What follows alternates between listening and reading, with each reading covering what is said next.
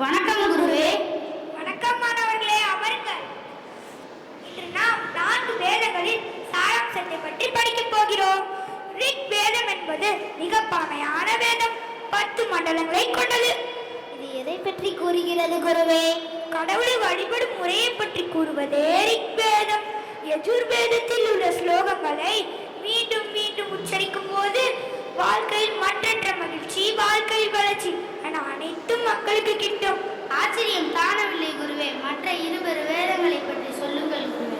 சாம வேதம் என்பது சங்கீத சாஸ்திரங்களுக்கு உட்பட்டது. அதர்வன மாய மந்திரங்களையும் பல நோய்களுக்கான மருந்தினையும் கொண்டது. இது எதை பற்றி இந்த வேத நூல்களை தவிர வேறு என்னெல்லாம் நூல்களை நாம் படிக்க வேண்டும் குருவே? வாழ்வின் தத்துவங்களை எடுத்துரைக்கும் உபநிஷங்களும், காடுகளின் மர்மங்களை எடுத்துரைக்கும் அரண்யகாசங்களும், ராமாயணம், மகாபாரதம் போன்ற இதிகாசங்களையும் நாம் படிக்க இயலும்.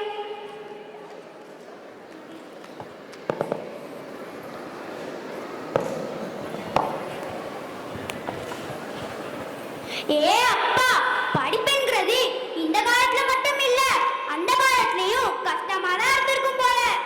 ஆனா கஷ்டம்னு ஒண்ணு இருந்தாதான் தன் வாழ்க்கையில முன்னேற்றம் என்று ஒண்ணு இருக்கும். இப்படிப்பட்ட வாழ்க்கையில வேதத்துல 4 பிரிச்சிருக்காங்க. அது என்னன்னு? அது முதல்ல பிரம்மச்சரியம், 2வது கிருஷ்ணா, 3வது வனப்பிரஸ்தா, கடைசியா சந்நியாசம். ஓம் ஓம். ஏய், இது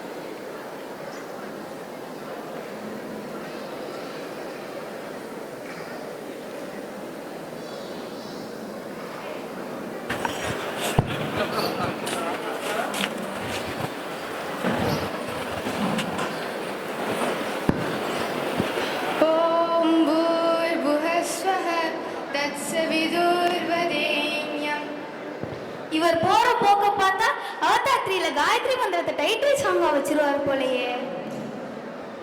Where are we now? We are in the palace of Chandragupta Maurya.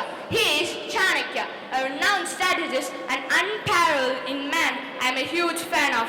Let me get an autograph and then we shall move to the golden period of India, the Gupta age. Who goes there? ஐயா, கோபம் வேணாம். நாங்க வழிபோக்கர்கள். மௌரிய காலத்துக்கு அப்புறம் வந்த இந்தியாவின் பொற்காலமான குப்தர்கள் காலத்திற்கு போய் கொண்டிருக்கிறோம். How dare you? How could you belittle the achievements of Chandragupta Maurya the Great? He single-handedly brought an end to Nanda dynasty and unified many kingdoms under his glorious reign. Please forgive her ignorance. You are the first person to do post and C-section to take Bindusara from late Durhara's womb. I am glad. At least one of you knows the true history. Hey, you're mixing something the food when you arrived. What was it? I was poisoning Chandragupta Maurya's food.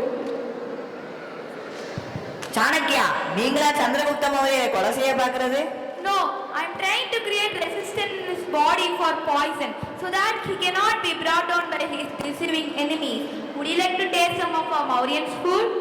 No thanks. Cycle கேப்ல சைனிக் கொடுக்க பார்க்கறாரே சாணக்கியர். I am interested to know about the golden age of India.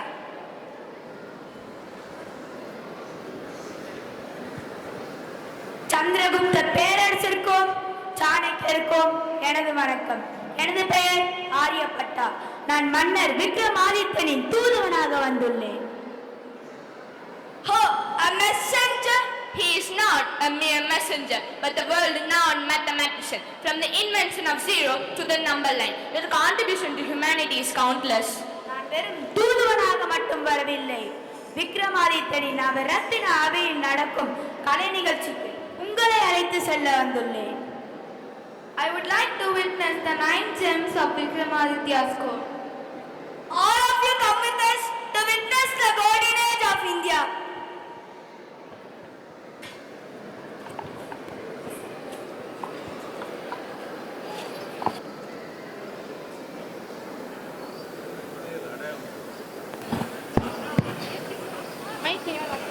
Yes, sister.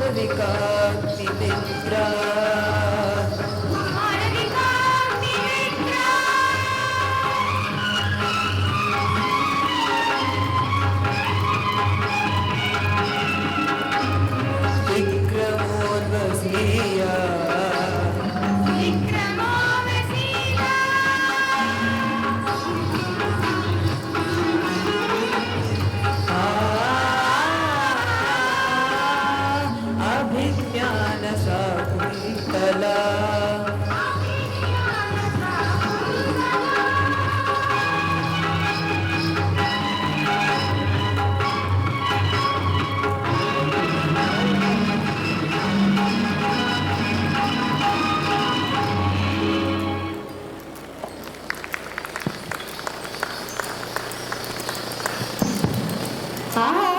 Amarkalam பாடலும் கூடிய நடனம். ஆனா என்ன யோசனை? என்னவென்றுதான் புரியல. அட தெரிந்து கொள்வோமே. இந்த பாடலின் வரிகள் அனைத்தும் கவி பேரரசு காளிதாசர் அவர்களுடைய சில சிறந்த படைப்புகளின் தொகுப்பு. அவைகளின் பெயர் மட்டுமே இவை. ஆம், அவர் கோல்டன் ஏஜ் ஆஃப் இந்தியா என்று சொல்லப்பட்ட குப்த சாம்ராஜ்யத்தை சேர்ந்த கவிஞர் என்று வரலாற்று பாடத்துல படிச்சிருக்கேன். அது மட்டுமல்ல, அவரோட சபையில இருக்கிற 9 நவரத்னங்களும் பெயரும் புகழும் பெற்றவர்கள். ஆம், 9 ஆற்றல்கள் பெற்ற பெரு வித்வான்கள். அவர்களை பற்றி விரிவாக காண்போமா?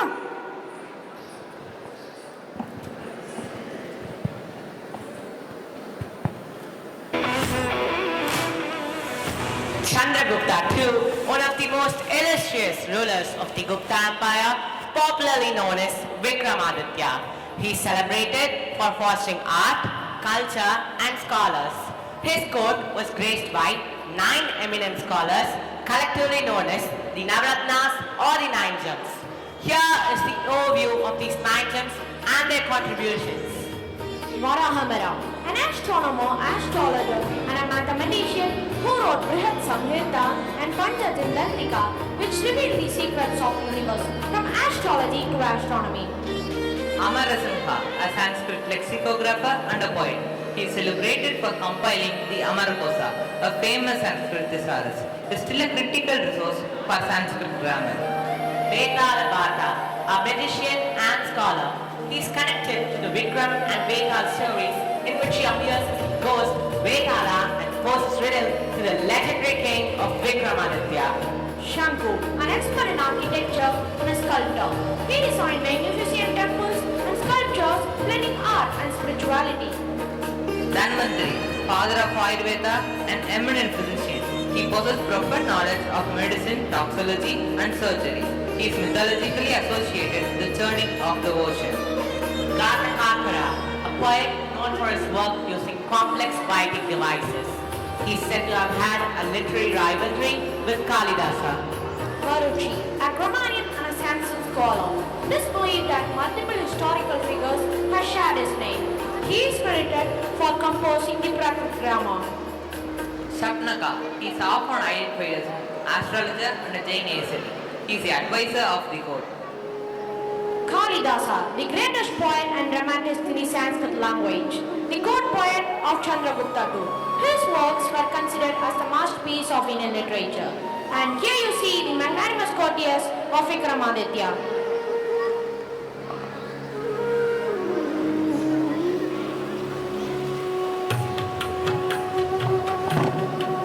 என்ன விகாஷினி, ஒரே ஆச்சரியத்தில் இருக்கீங்க போல உள்ளது. ஆச்சரியம் மட்டுமல்ல, அவர்களுடைய ஆற்றல், அதுவும் பெரிய தொழில்நுட்பம் இல்லாத காலகட்டத்துல இவ்வளவு ஆற்றல் கொண்ட மாந்தர்களை பார்க்கும்போது நம் பாரதத்தின் மீது பெருமை கொள்கிறேன் தாரணி. ஆனா அப்படி எனக்கு ஒரு சந்தேகம் இருக்கு. சந்தேகமா? அதையும் கேளுங்க விகாஷினி. இந்த அணிவகுப்புல ஆரியபட்டா மற்றும் சாணக்கியாவை காண முடியவில்லையே. ஆரியபட்டா என்று சொல்லப்பட்ட பிரம்மகுப்தா தான் பூஜ்யத்தை அறிமுகம் செய்தவர், பைவாலிவை உணர்த்தியவர். 1400 வருடங்கள் முன்பு எங்கள் இருந்த காலகட்டத்தில் பூஜ்யத்தையும் எண்ணாக அறிமுகம் செய்தவர். அவர் 4ஆம் நூற்றாண்டை சேர்ந்தவர் என்றாலும் குப்த சாம்ராஜ்யத்தின் போது இருந்ததாக வரலாற்று குறிப்பில் இல்லை. அப்போ சாணக்கியா? விக்ரமாதித்ய ஆட்சி காலம் கிபி 380 முதல் 410ஆம் ஆண்டு வரை. ஆனால் சாணக்கியா மௌரிய சாம்ராஜ்யத்தை சேர்ந்தவர். அவர் கிமு 4ஆம் நூற்றாண்டை சேர்ந்தவர் என்று வரலாற்று பாடத்தில் உள்ளது. தெரிந்து கொண்டேன் தாரணி. பண்டைய காலத்துல வெவ்வேறு சாம்ராஜ்யத்தை சேர்ந்தவர்கள், ஆனாலும் இத்தலைமுறையினருக்கு அவருடைய ஆற்றல் சிறந்த சான்றாகவே உள்ளது. சரி, வரலாற்று குறிப்பு சொன்னியே, அது என்ன? அது மட்டுமல்ல, கோல்டனரா என்று குப்த சாம்ராஜ்யத்தை குறிப்பதற்கோ அறிவதற்கோ யாருடைய குறிப்பு உதவுகிறது? குப்த சாம்ராஜ்யத்தின் போது புத்த மதத்தையும் புத்தர் பிறந்த மண்ணையும் அறியும் ஆர்வத்துடன் சீனாவிலிருந்து பாரதம் வந்த பாயினாவுடைய குறிப்பு தான். அதையும் நம்ம விவரமாக தான் பார்ப்போமே தாரணி.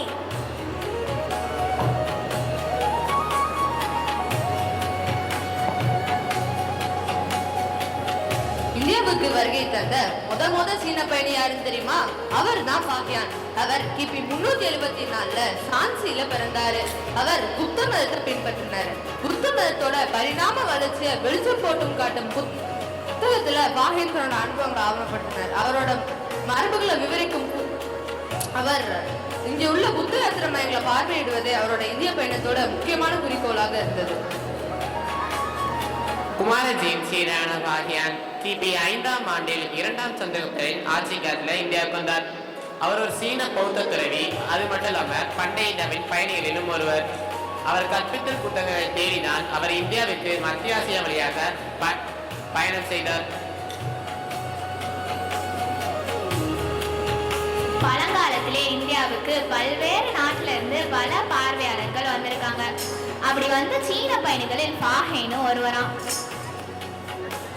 பாஹேனோட இந்திய பயணத்துல ரொம்ப முக்கியமான அம்சங்கள்ல ஒண்ணுதான் அவர் சீனாவில இருந்து ஆசியாவுக்கு கால்நடையாகவே நடந்து வந்தாராம். கால்நடையாவா வந்தாரு? ஆமா, அது மட்டும் இல்லாம அவரோட பயணத்தின் இடையில மத்திய மற்றும் தெற்கு ஆசியாவில உள்ள சில குறிப்பிடத்தக்க பௌத்த தலங்களையும் அவர் சுத்தி பார்த்தாராம்.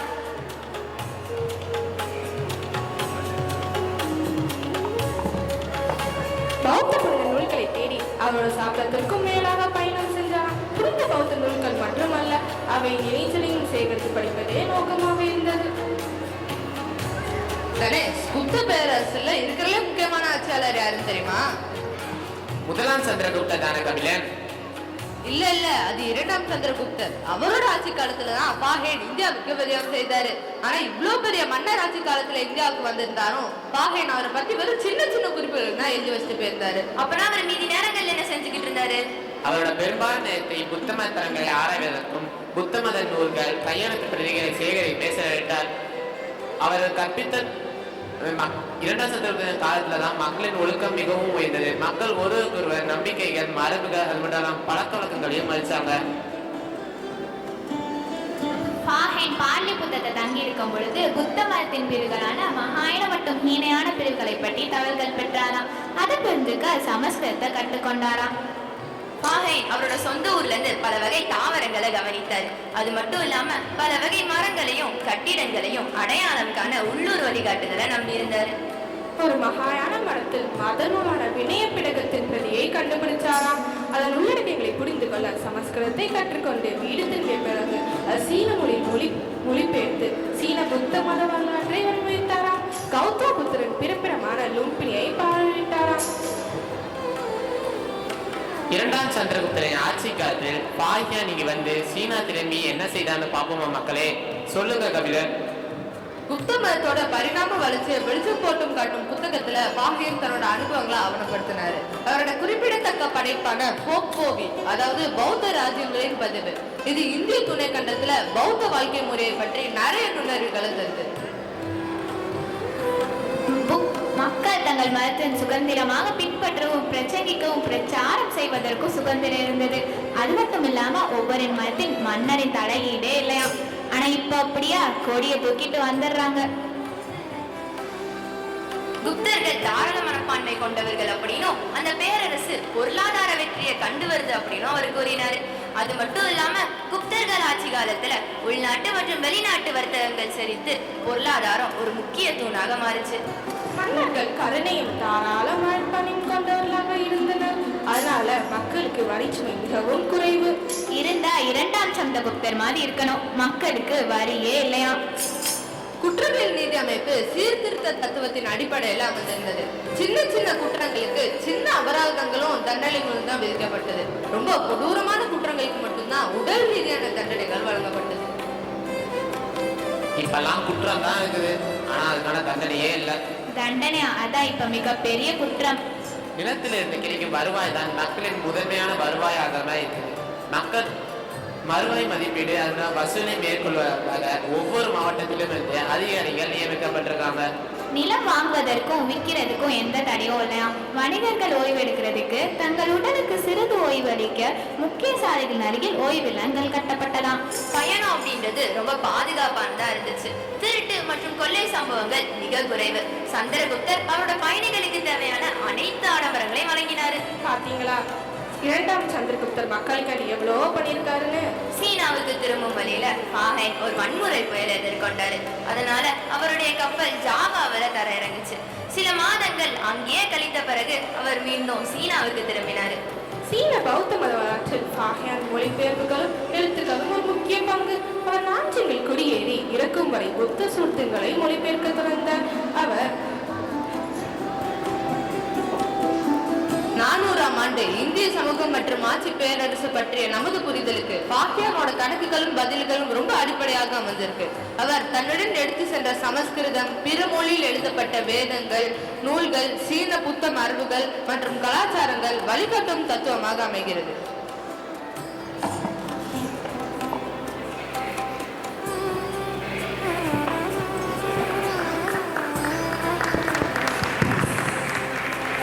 பிரமித்து போயிட்டீங்களா? நான் யூடியூப்ல டிராவல் விளாக் பார்க்கும்போது நாம காண இருக்கோம் அப்புறம் காண விரும்பும் இடங்களுக்கான சிறந்த முன்னோட்டங்களை கண்டு வியந்து நிற்பேன். டிராவல் விளாகர்ஸ்க்கு முன்னோடியாக சைனீஸ் டிராவலர்ஸ் இருந்திருக்கிறாங்க அப்படின்றத தெளிவுபடுத்திட்டாங்க நம்ம குழுவினர். அவர்களுடைய குறிப்புகள் பல நூற்றாண்டுகள் கடந்து குப்த சாம்ராஜ்யத்தை விரிவாக்கும் பெட்டகமாக வழங்குகிறது. ஆமா, விகாஷினி எங்க?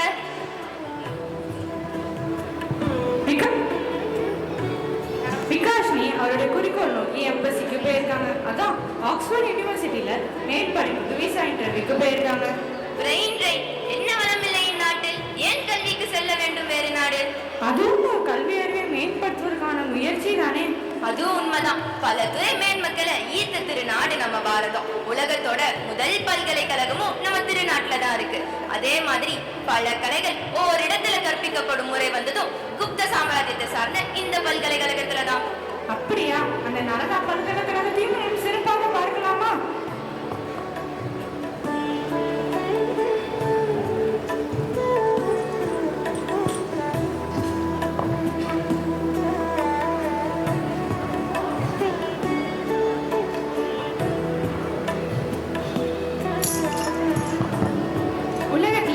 பழமை வாய்ந்த மற்றும் வரலாற்று சிறப்புமிக்க பல்கலைக்கழகம் அது நாலந்தா பல்கலைக்கழகம்.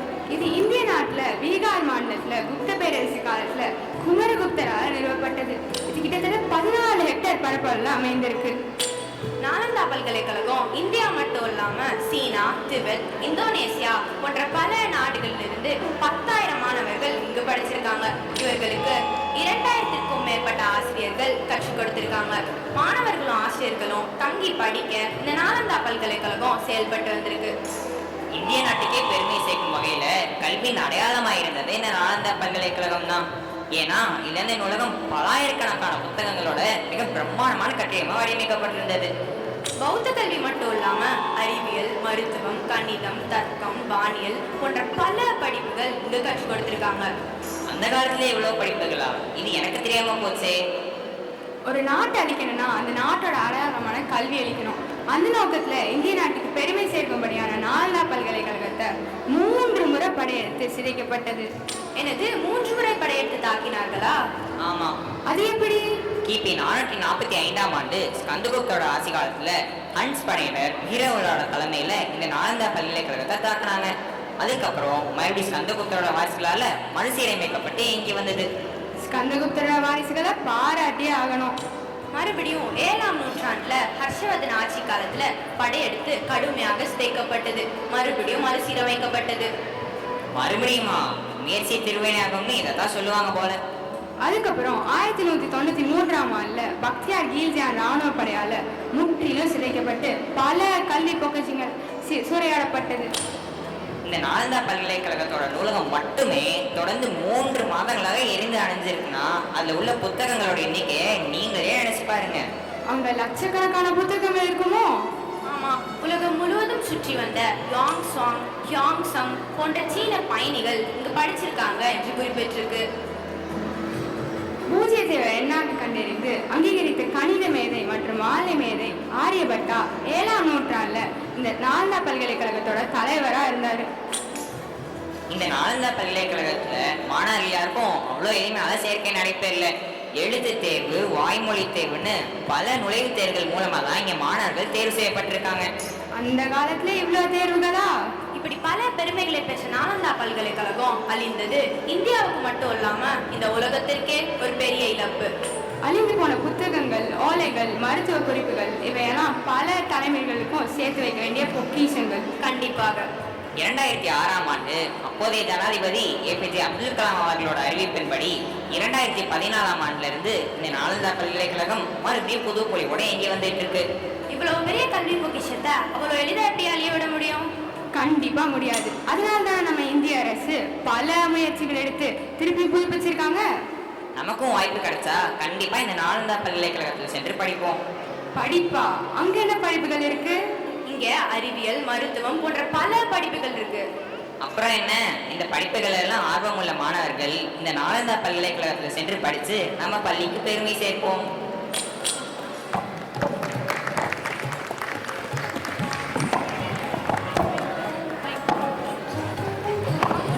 கற்றவர்களுக்கு சென்ற இடம் எல்லாம் சிறப்பு என்ற கூற்றுக்கு மாற்றாக கற்றவர்களும் சிறப்புற சேர்ந்த இடம் நாலந்தா பல்கலைக்கழகம் என்பதில் சந்தேகம் இருக்குமா?